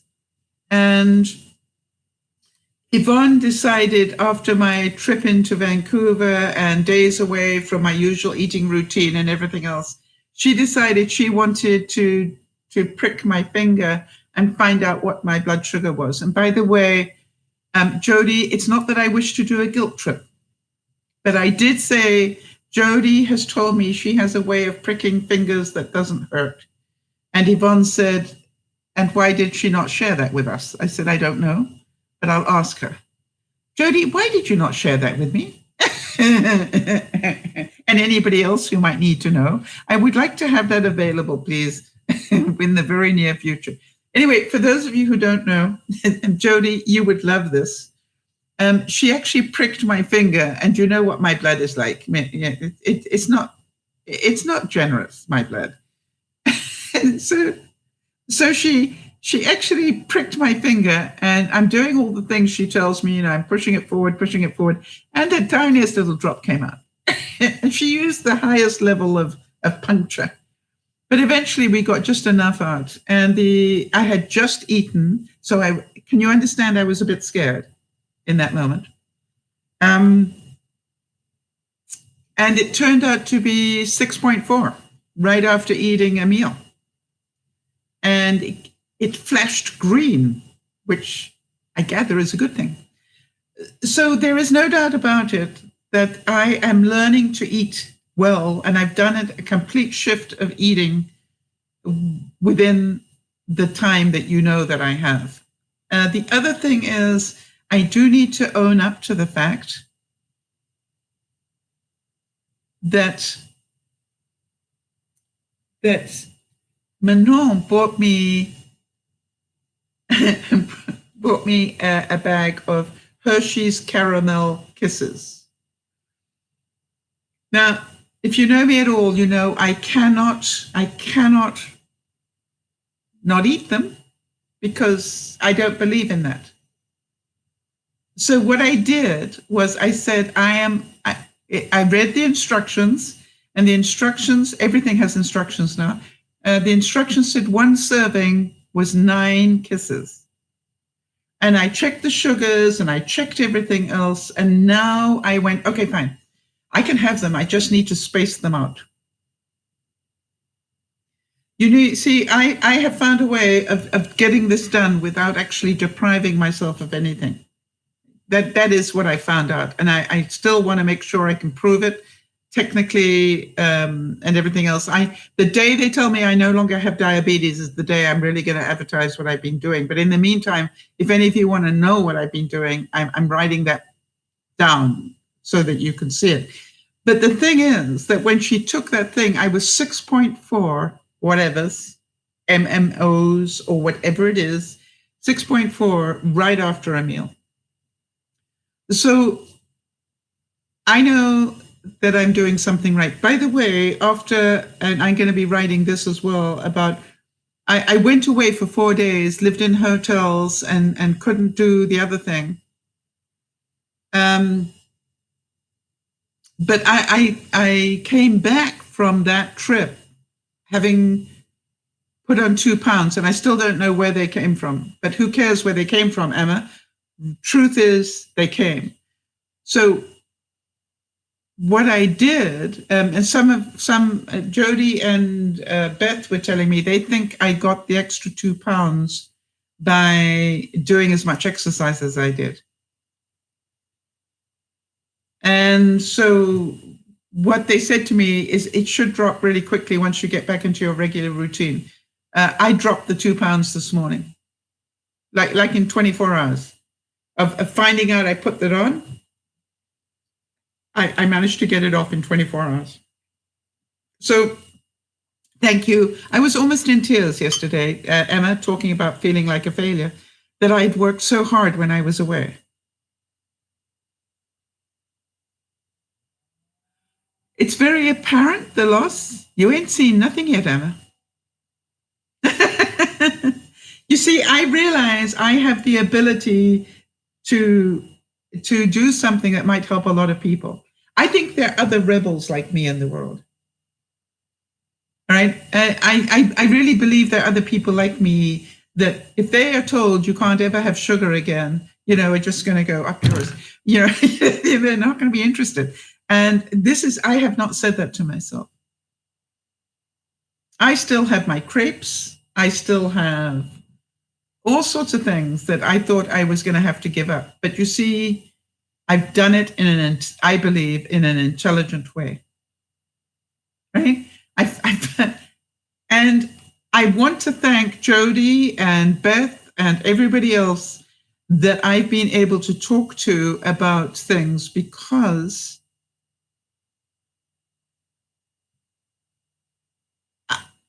I believe that the reason I've been able to do it is because of how I've done it, if you know what I mean. I don't feel deprived. Well done, Kerry. Okay. So to me, it's a juggling act. I now know that if my sugars are too high, I know exactly what to do to fix it. And I know not to worry about this. If I need to do this to balance my sugars out, that's what I do. All right? I don't worry about the calories anymore. Calories are not my benchmark anymore. It's like calories are not what's going to help me. It's balance that is going to help me. That is my whole thing. And so that's why I'm writing it down as much as I can. Anyway, I've got 1 month's worth down written, just about. I'm going to finish it tonight. And then I will release it to the subscriber list. I will give you the special code that will get you into that section of the website. And that's, I want to make these sort of things available to the subscriber list so that you can have, additional things that are special to you. So, and by the way, if you happen to read it and see any typos or anything, please let me know so that I can fix them, so that when I release the whole lot together, we hopefully will have most of it sorted. But I think you're going to find a lot of interesting facts in there for those of you who might want it. Literally about how I controlled everything in a positive way, and also how I dealt with the negative side of it when it came. By the way, I don't know about Kerry or anybody else, but the headaches I got right at the beginning, I would not wish on anybody, which told me I must be doing something right. Now, Emma, I just want to make sure I ask one favor of you.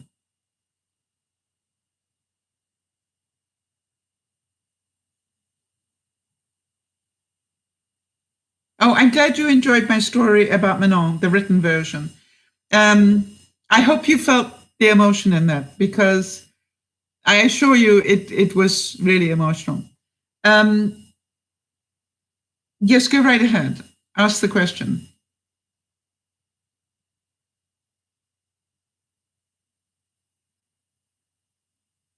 I just want to explain for any of you who've been trying to sign up on the subscriber list on the form that's in there. Apparently it's causing a problem. I've got Matthew, for those of you who remember Matthew. Matthew is helping me with that at the moment. It might take a little while.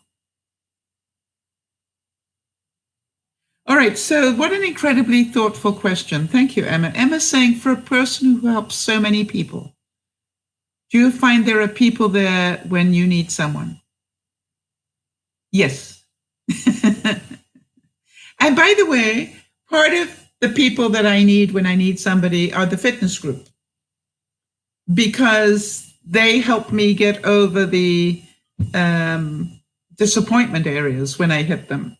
You know, and I hit one, as you can imagine, I did so much that was good, and then I put on 2 pounds, and it was like, really? And they really got me out of anger on that one, because there was part of me that was angry. How can that be possible? I worked so hard not to have that happen. But, you know, the interesting thing was they calmed me right down and gave me a lot of good support.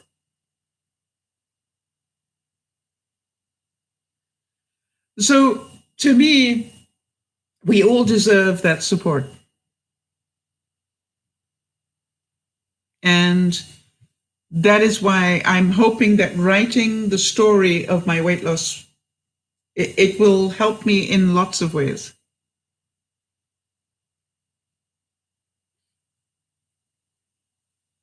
Right. Now, interesting. Emma's asking me, that's a really good thing. Helping so many people, you can take it in and that aura and feel overwhelmed.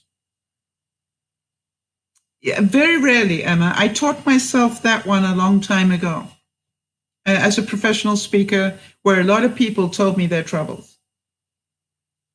Nyasha, you need to send me an email to DearMamaSal@gmail.com and just put in the subject, add to the subscriber list. Okay? Literally just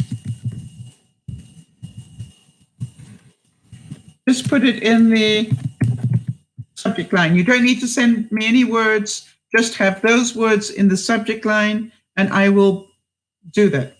Okay? And anybody else who would like to be part of that subscriber list, because what I want to show you, and Emma and everybody else, is losing weight is the same journey as trying to stop smoking or doing whatever, getting the physics thing done. You need to decide, am I going to do this or not? When I drove home that day after hearing that I was diabetic, I made the decision I was going to do everything I knew within my power, but within my reality as well, to do this in a way that would help others. So I want to thank all of you, because if you don't realize it yet, the reason I'm doing so well is because you are my motivation. I cannot let you down, because that's not what I'm doing this for. I'm doing this so people can see it is possible to be a Mars bar eating, meringue loving, crepe eating person that can actually lose weight. And I think a lot of people want to know how to do that. Oh, and now I found out caramel kisses eater. All right, so Emma's saying, and thanks for the reaction too. Driving home with the new diagnosis was always heartbreaking for me, but seeing you and how you handled it Everyone needs a Sal in their lives. Oh, how kind of you. All right. So, Emma, good night to you as well. If they're in Ireland, I wish you a wonderful, I want you to go to bed knowing that you made a right decision. You really did. Now just act upon it, get it out of your way, and start learning physics so that you can pass. That would be my hope for you and prayer for you. But let me know when it's done so that I can make sure to give you credit for this. I want to be able to put it up that you did the work, and you did it was hard work that you did, Emma. Well done. That was not easy truths to tell, and you did it. And that's why it lifted the weight off your shoulders. So, well done. Thank you for being here. Well, you just know where we are when you need us, Em. That's the only thing that matters to me, is that you know where we are. Okay, everybody, it sounds great. So well done, Em. Give her a hand, everybody. That is hard work to do. By the way, for those of you who've been following my virtual walking thing, perhaps everybody can report in. I think I'm up to 66 miles now, something ridiculous. Nyasha, how are you doing on yours? Jody? Who else? Marie, if she's still with us here. There are quite a few people who've joined in on this virtual walk, but I'm absolutely amazed. I'm about twice as far along as I thought I would be. And that surprises me, all right? I'm actually doing much better than I thought I would. So I need to continue to do that. And that's why I wanted to make sure I got far enough ahead of the game so that if I had reason not to walk for a couple of days, I wouldn't set myself up to fail. I'm really setting myself up to win in case I need it. So Nyasha, do you know how many miles you've done? Nyasha's been doing hers on an elliptical, which is really great. And Jody, I don't know how many you've done. I could look, but maybe I'll get that information ready for tonight. But I want to thank you all, is what I'm trying to say. Those of you who've been walking along with me in whatever way you've chosen, be that, Lauren chose to do wheelchair rotations, Jody's doing arm rolls, Nyasha's on the elliptical, and I'm physically walking. It doesn't really matter how you do it. It's like we're all moving a lot more. All right, so Jody's saying she's not doing too badly. Accidentally entered 30 miles instead of 0.3. I corrected it, of course. I had the same problem, Jody. I actually put in 24 miles instead of 0.24. So I totally understand that. It took me 24 hours to find out that I'd done that. And then I went, there's no way I went from this point to that point in one day. What happened? And when I looked back, I saw, okay, that was a decimal point that was wrong. Yeah, it's okay to miss a few days, Nyasha. Don't quit on yourself. Do not quit on yourself. That's how I do it. I just go, it doesn't matter. All the time I was with Manon, and by the way, she loves to walk. It was so funny because, she knew that I needed to walk and she would make me walk, not make me. All right, so you felt fatigue this week.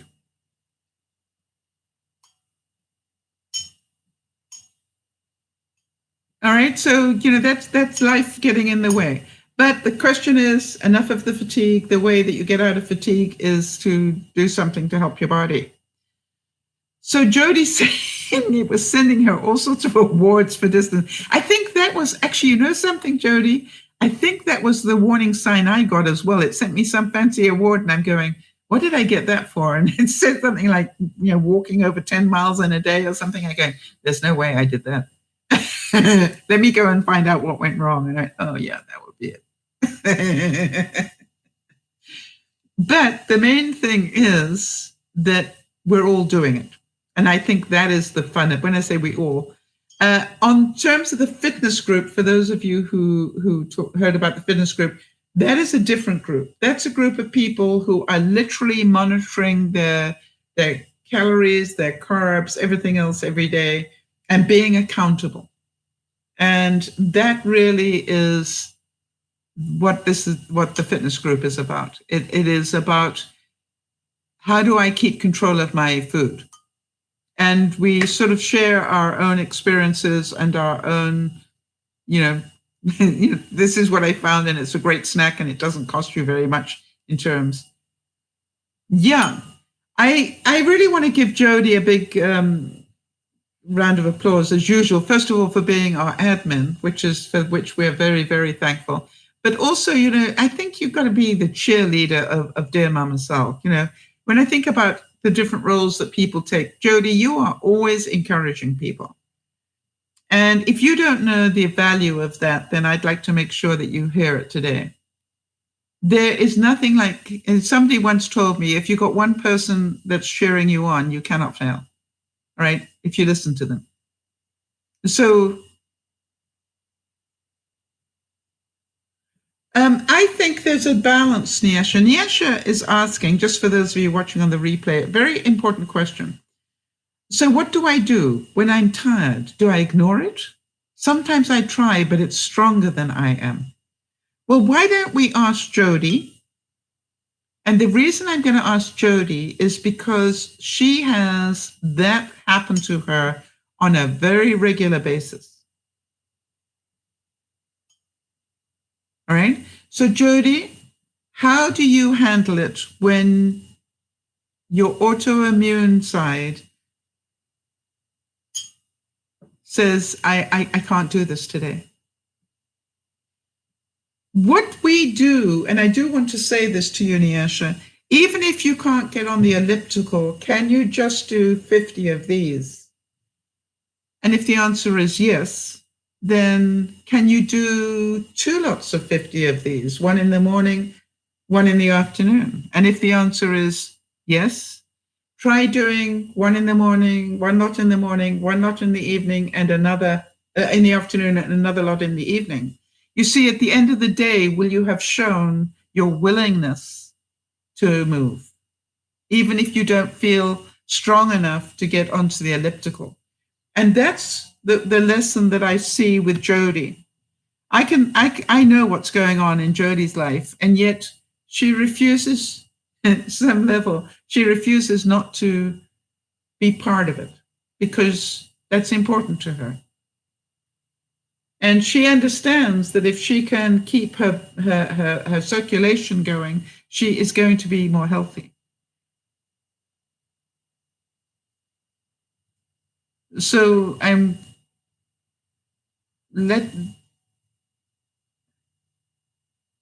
well, wait a minute. It's not necessarily autoimmune for you. I don't know what it is for you, Nyasha. I'm not a doctor. I know what it is for Jody. Yes. And that's why the word balance, as Jody is saying, and for those of you on the replay, Jody's advice to Nyasha is, Nyasha, if your body is at that level of fatigue, it's best to pay attention to it and modify your activity to accommodate that. Do what you can, always, but rest is very important too. Balance. Yeah, so my attitude is, did you show a willingness to do something? And if you can answer that to be yes, you will feel better about yourself. Remember, it's not what you can't do, Nyasha. You got caught in that for so much of your life. It's not what you can't do, it's what can you do. If I am this tired, what can I do? And sometimes I can go and get some sleep and see if I feel better after that.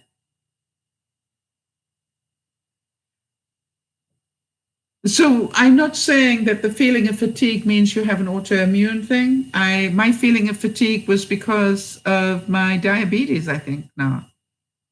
So I don't know what it is. It's different things for different people. I will only actually know that to be true if, when I've got the diabetes under control, I have energy back. So this is a case of, let's find out. All right, so I don't know if they tested you for diabetes, but it is possible, that you need to have that discussion with your doctor and find out why. Yes, I must agree with Jody. It's amazing. Sometimes a 30-minute nap will make a world of difference. Sometimes a 30-minute nap will tell you, boy, that wasn't nearly enough. So and to give yourself permission to turn over and go back to sleep. How many hours a night do you sleep? Nyasha would be my question.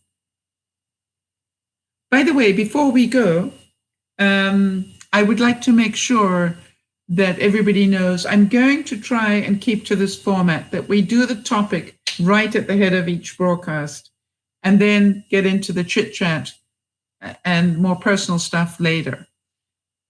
And I just want to make sure that everybody knows that, and hopefully that you understand that that is a really important thing, so that anybody who perhaps is looking to control their emotions, they don't have to wait for 30 minutes to get to the bit where we start on that they can get to it immediately. And hopefully they will stay for the chit chat in their minds if they're sort of on a roll with that. So that was my reason for doing it. If anybody needs that, I'm certain people will be upset. So if you want the core of it, please be on time. You enjoyed the format, Jody? Good. I'm pleased about that. Why? And I know change is always difficult for people. How many of you saw the advance notice that I put up about it?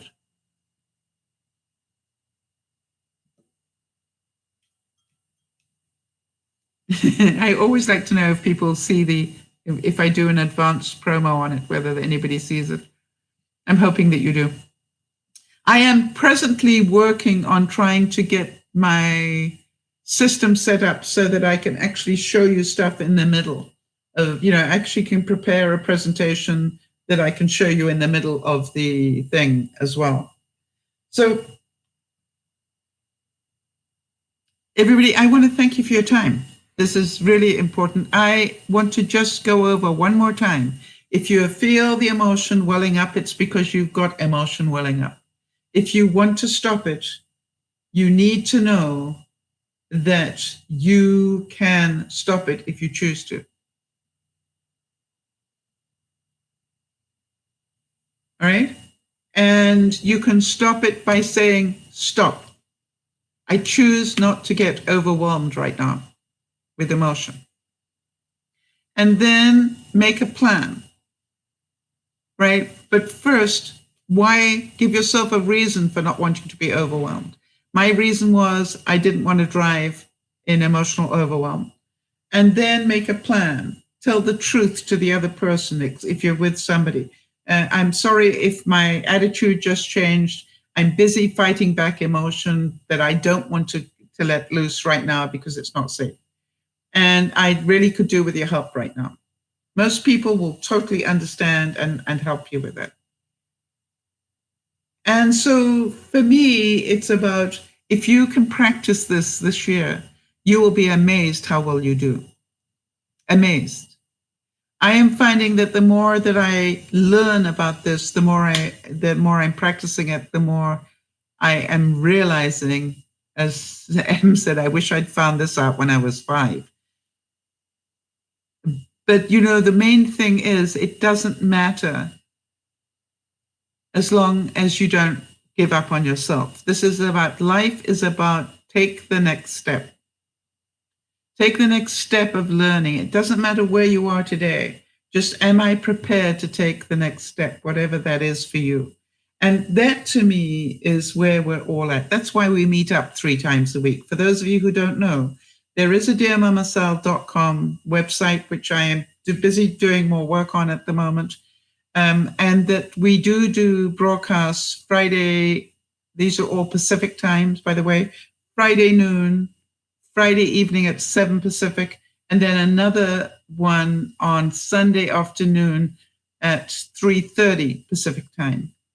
And then in between that, make sure that you subscribe on Facebook and on Twitter, because if I'm doing anything over and above that, or if I have good news to share with anybody, I will do it on Facebook primarily, just so that you know that. And so hopefully that will help everybody. If you have any questions you would like me to build a broadcast around, please send them to me. at DearMamaSal@gmail.com. And if you know anybody that perhaps would get some benefit out of joining us, know that we always welcome people. And we always welcome people, even if they just come and listen. I am amazed how many people will say to me, I've listened for months. Some people, I heard somebody recently come in and tell me they'd been listening for 3 years, never made a comment. That's okay with me. Because you see, everybody that I hear about that I find out we helped gives me more reason to continue doing what we do. I want to thank everybody that comes regularly and is part of the discussion, because you make it so much easier to build the program around so people can understand. Because it's not just my story, it's your stories as well. I am sure everybody learned something from Emma's story today. Take what you learned from that about yourself and apply it. All right, everybody, this is Dear Mama Sal saying, remember to look after one another, as I know you always do, because you're good people. But most of all, please remember to look after yourself. Bye-bye for now.